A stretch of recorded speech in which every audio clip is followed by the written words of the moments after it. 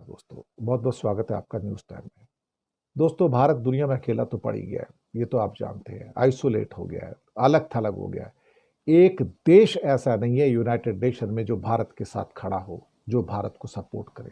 एक भी देश, एक देश ऐसा नहीं है जो भारत से ये कहे कि मैं पाकिस्तान को दोषी मानता हूं पहलगाम के लिए। एक भी देश नहीं, बल्कि भारत को अब आक्रमणकारी के रूप में देखा जा रहा है, जिसने पाकिस्तान पे अटैक किया। भारत को अच्छी नज़र से नहीं देखा जा रहा है। और भारत ने एक एक करके पिछले कुछ सालों में मोदी जी की जो रोबस्ट माचो इमेज थी, जिसके कारण वो अपनी डिप्लोमेसी चलाना चाहते थे कि दुनिया भारत के बिना नहीं चल सकती, भारत महान है, दुनिया भारत की ओर देखती है, सब ध्वस्त हो गया। सारे किले ध्वस्त हो गए।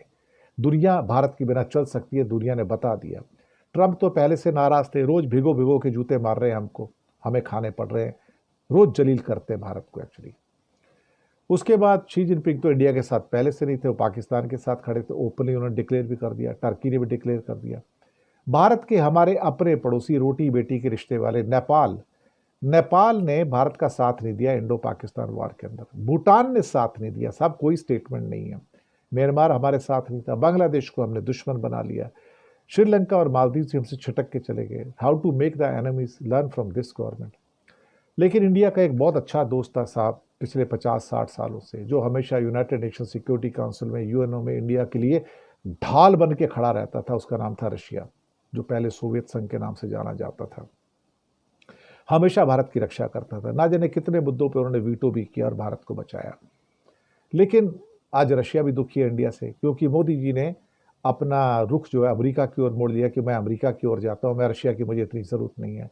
और दिखावट के लिए रशिया में जाके कभी कभार जफ़ी मार के आ जाना पड़ता था, बस वो दिखाने के लिए। ये ठीक है कि जब यूक्रेन के साथ वॉर शुरू हुई तो उस टाइम हमने तेल खरीदा उससे, लेकिन कहीं ना कहीं एक बात तो पक्की थी कि जब रशिया को भारत की ज़रूरत थी सपोर्ट की, कि इस वॉर में मुझे सपोर्ट करे, भारत ने उसे सपोर्ट नहीं किया। भारत अलग खड़ा हो गया, तटस्थ है। नहीं जी, मैं तो शांति के साथ हूँ, मैं तो शांति के साथ हूँ, मैं तो I am standing with the peace, peace is my side. वो सब कहने की बातें थी, लेकिन रशिया ने नाराज़गी मोल ले ली। अल्टीमेटली रशिया नाराज़ हो गया और इतना गुस्सा हुआ, इतना गुस्सा हुआ है कि अब जब पाकिस्तान को यूएनएफसी के अंदर टेरर कमेटी का वाइस चेयरमैन बनाया तो रशिया ने विरोध नहीं किया।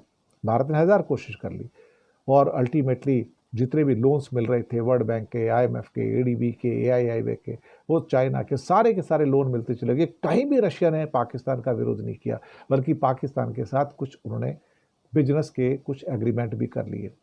भारत के लिए एक सबक था, लेकिन भारत शायद सीखने को तैयार नहीं है। भारत आजकल गलत घोड़ों पर दांव लगा रहा है और मोदी जी ने एक एक करके सबको दुश्मन बना लिया। अपने सारे पड़ोसी देशों को दुश्मन बनाया, पहले ट्रंप को भी दुश्मन बना लिया, फिर अब रशिया को भी दुश्मन बना लिया। यही मोदी जी की सफलता है कि उन्होंने सबको दुश्मन बनाने में कामयाबी हासिल की। How to win the so called enemies हो गया। जीता कौन इसमें? पाकिस्तान। रशिया भारत की साइड में आएगा? कतई नहीं। चीन के साथ वो चला गया, वही रहेगा। शुक्रिया।